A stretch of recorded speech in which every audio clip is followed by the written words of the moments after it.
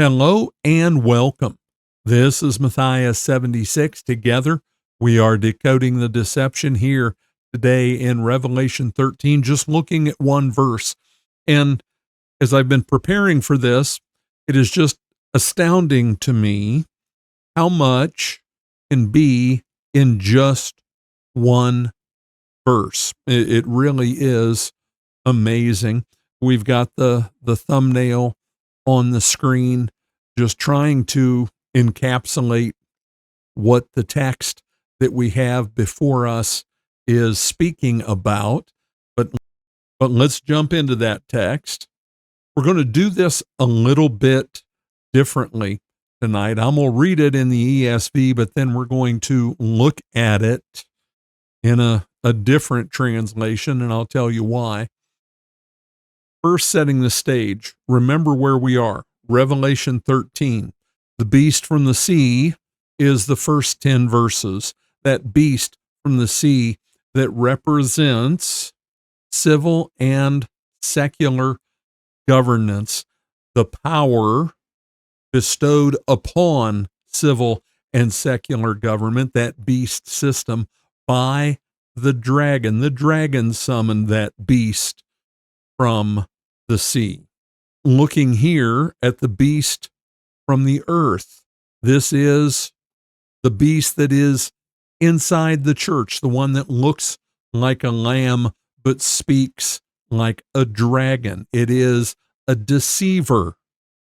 It is in the church, and rightly understood, that is the papacy, is that beast that is inside the church and doing the bidding of its master, working in companionship with, subservience to, but companionship with the beast from the sea, that beast of government. And what we're looking at tonight, we'll read the last verse. We did one verse the last time as well. Verse 13. Well, we'll just start with 11.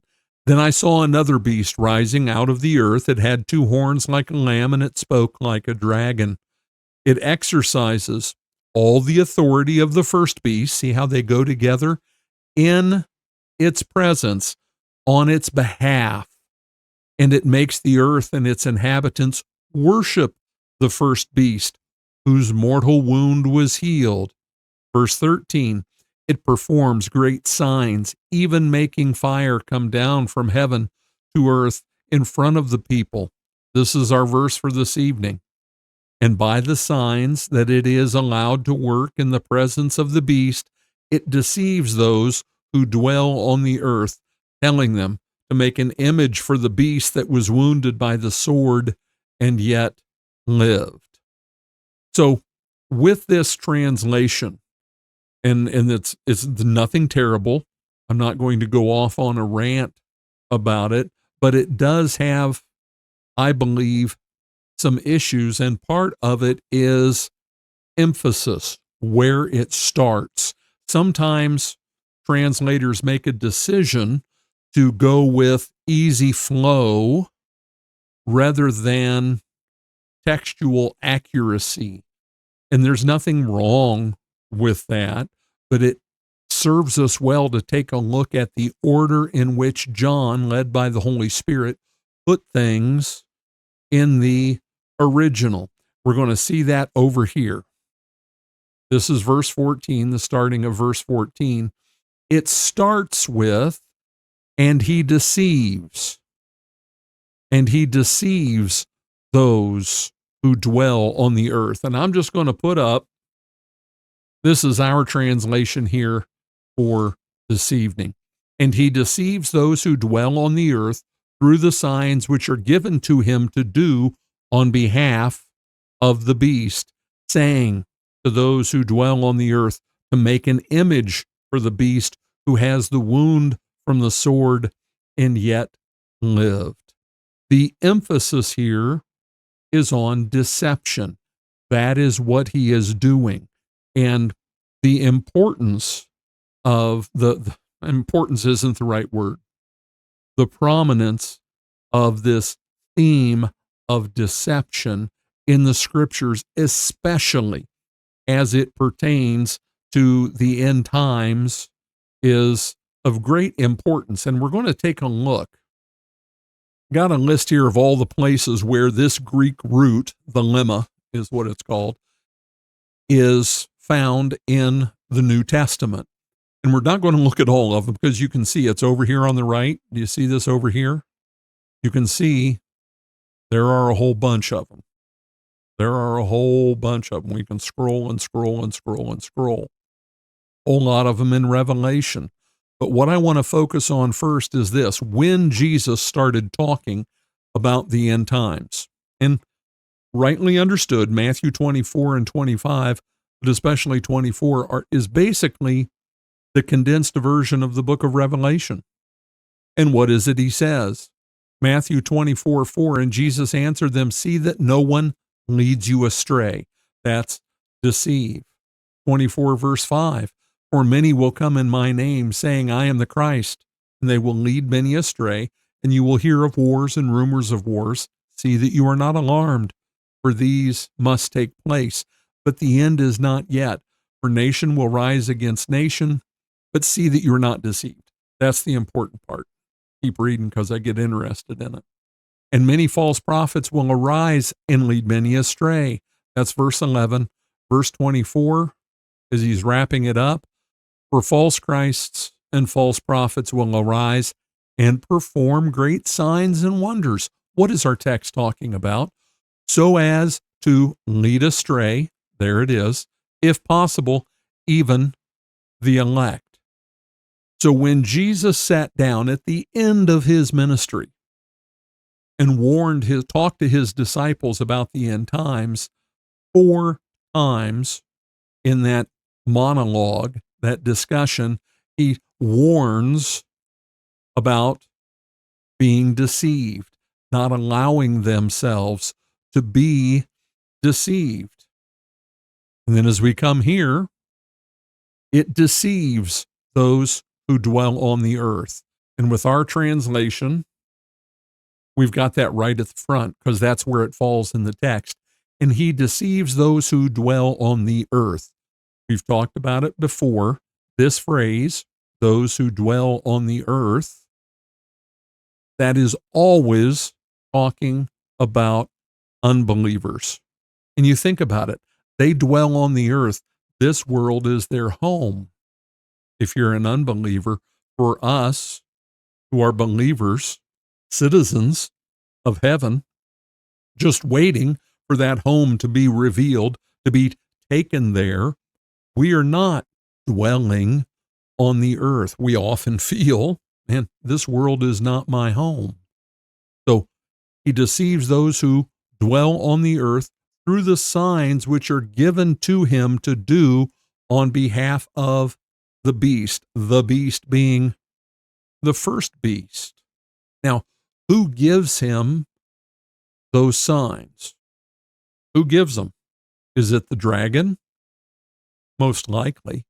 I think that that's the logical source because the dragon, Satan, the prince of darkness, the prince of this world, has the power to give some fairly astonishing abilities to those who serve him.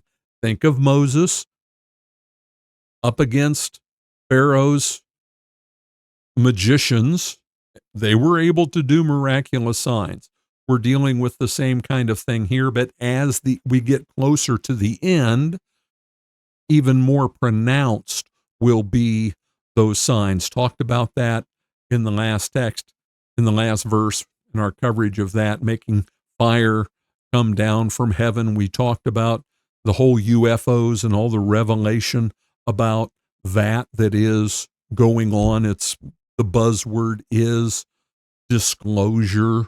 That's what they're talking about. Saying to those, and what a way to deceive. You think about it.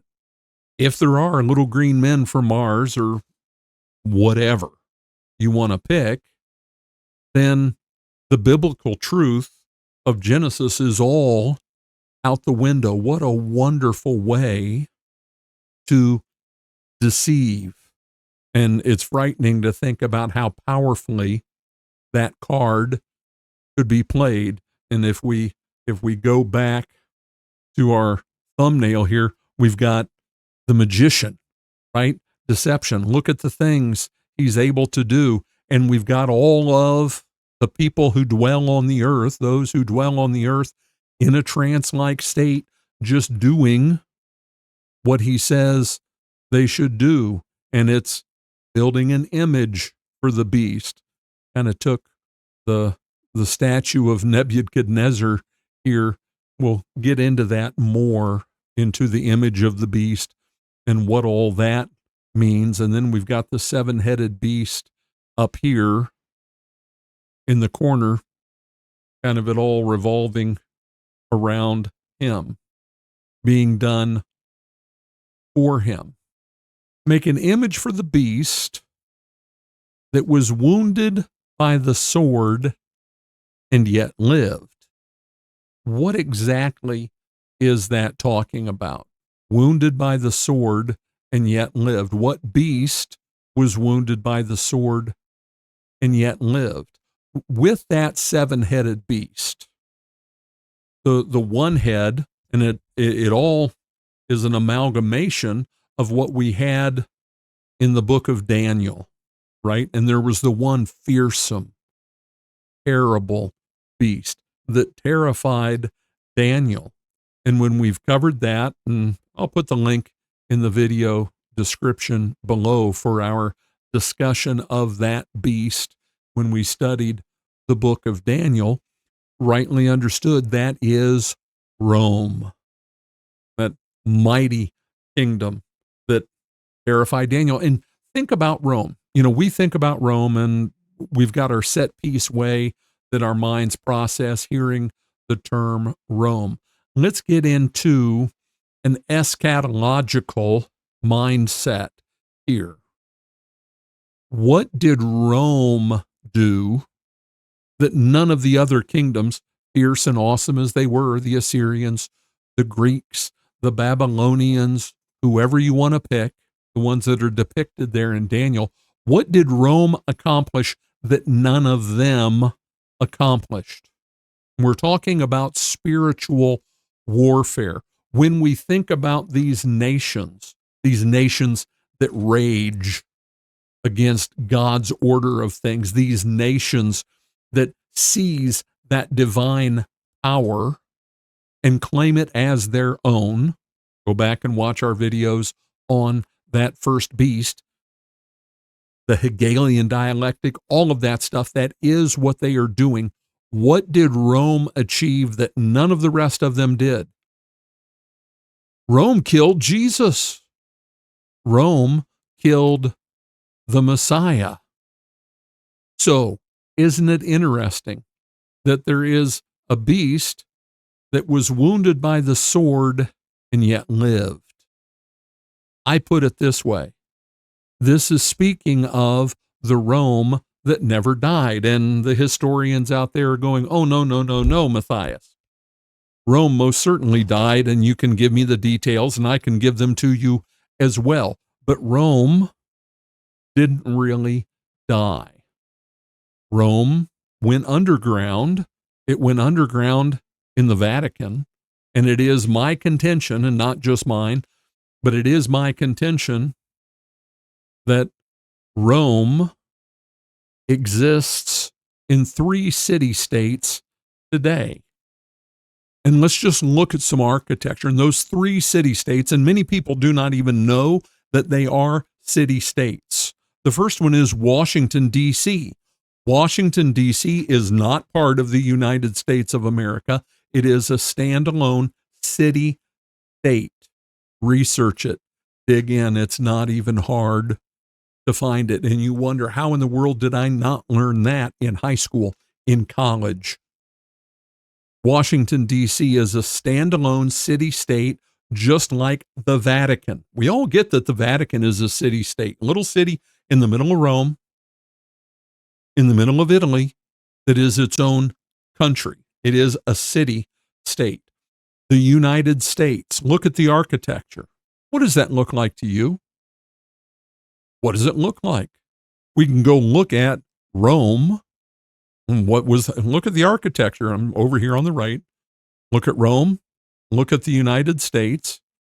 Now, the one I don't have on here is the city of London. And it's either the city of London or London City, and now I've got it turned around in my head. It is within London. It is a small, so many square blocks, that is a city-state. It is the banking part of the British Empire, but it is a city-state, just like Washington, D.C. is a city-state. And then we look at the Vatican, look at the architecture. They don't even hide it. And you can look at the empirical nature of what the city-state that is Washington, D.C., the city-state that is London, what they have done in building their empires, spreading those empires at different times. Now, sometimes it's still done by force. Oftentimes, it's done through finance. And the city of London is, in many ways, financial capital of the world. And much of what goes on, the decisions are made there. Rome never died. It had a wound, but it was healed. And let's take a look here. And if you don't think that this is an important concept, I take you back to college, okay? Close your eyes. You're in philosophy class. You're in whatever, one of those classes, whatever the class was that you had, where it was all lecture. The professor talked. He'd tell you things to read. He talked. You took notes. Notebooks full of notes. You needed to take good notes. If he said something twice, you knew that really matters.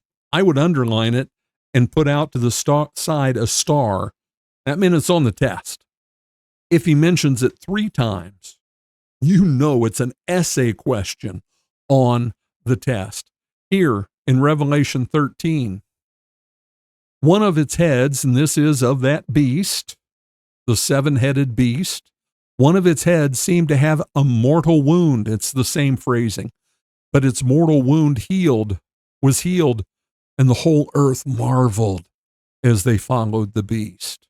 Look at the reverence and awe that is given to the power exercised today. Just look at the United States. They're in awe.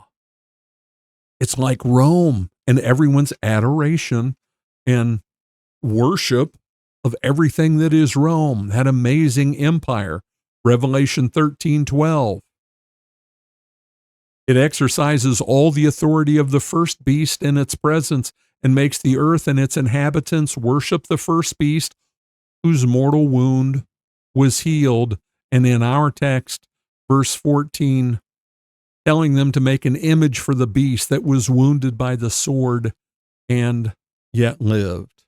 We don't tell the text what's important. We don't tell the text, the Holy Spirit, Jesus, what he's emphasizing. He tells us this concept of this mortal wound in the head of that beast that represented the ancient kingdoms of the world, but it did not die. It healed, and everybody marvels. That's important. Just like the important axiom in biblical interpretation, if it's weird, it matters. And this might even fall into that category, that it's weird. Everything in the book of Revelation is kind of weird, but also if it's repeated, emphasized, then it really matters. And let's go read what it says in Daniel chapter 7, verse 8. This is just before the Son of Man comes before the Ancient of Days riding on a cloud. And I considered the horns of that terrible, horrible, scary, awful beast. Here, we'll jump to the text itself. After this, I saw in the night visions, and behold, a 4th beast, terrifying and dreadful, and exceedingly strong. It had great iron teeth. It devoured and broke in pieces and stamped what was left with its feet. It was different from all the beasts that were before it, and it had 10 horns. I considered the horns, and behold, there came up among them another horn, a little one, before which three of the first horns, the three city states, were plucked up by the roots, and behold, in this horn were eyes like the eyes of a man, and a mouth speaking great things. Just like the beast. Very clear. You can make the connection looking at these texts, going back and forth, what's being talked about. But isn't it amazing? Isn't it amazing all the stuff that's packed into this one verse? And I feel like, honestly, I'm not doing it justice. I could go on about each one of these points, make it a bullet point with 10 or 12 sub points underneath. It's so loaded with important information. But let us not forget what comes first, what all of this is about. And he deceives those who dwell on the earth through the signs which are given to him to do on behalf of the beast, saying to those, directing them who dwell on the earth to make an image for the beast who has the wound from the sword and yet lived. And don't forget, in those verses that we went and looked at in Matthew, where Jesus is talking about the end times, laying it all out, brief, concise, specific, and what is his emphasis? Don't be deceived, and why it's so important that we understand all of this, that we have our minds around all of this, is that Jesus said, we're going to go back to it. I think it's much better if I let Jesus tell you why, for you and I, this is so important. For false Christs and false prophets will arise and perform signs and wonders so as to lead astray, if possible, even the elect. That's how powerful the deception is. So we need to stay alert. We need to be vigilant. We need to pray for wisdom. We need to pray for discernment. And make sure, if you're praying for wisdom, if you're praying for discernment, take the other action that's necessary for God to give that discernment, to bestow that wisdom. Be in the Word. Being in the Word is like putting yourself in the shepherd's fold. It's like walking close to him and being right up against him as you go through your day. Be in the Word, contemplate it, take it in, make it your own. In one of the old prayers, talks about read, mark, learn, and inwardly digest. Take it and make it your own. Meditate on it as you go through your day. That is how God equips that you might have the wisdom and discernment to see the things that are deception. And I know for me, honestly, do I think I could be deceived? Yeah, I think I could. I'm fairly confident it's not likely to happen, not on the big scale. I don't think so. But what am I concerned about? I'm concerned about the weak spiritually. I'm concerned about the new in the faith. I'm concerned about the young, the degree to which those who are young are being brought up in just an ocean of deception.